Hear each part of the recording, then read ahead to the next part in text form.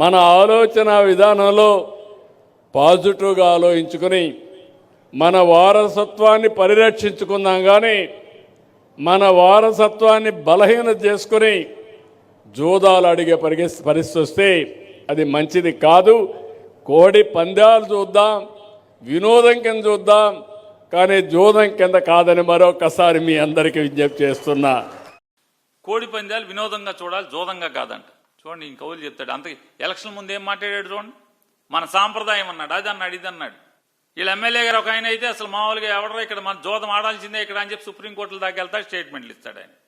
మొత్తం వీళ్ళందరూ కూడా, వీళ్ళ ఎమ్మెల్యేలు అందరూ, వీళ్ళ మంత్రులు కత్తి కడతారు, పట్టుకుంటారు, ఫోటోలు దిగుతారు, వీడియోలు దిగుతారు, రిబ్బన్ కట్ చేస్తారు బరిలకి.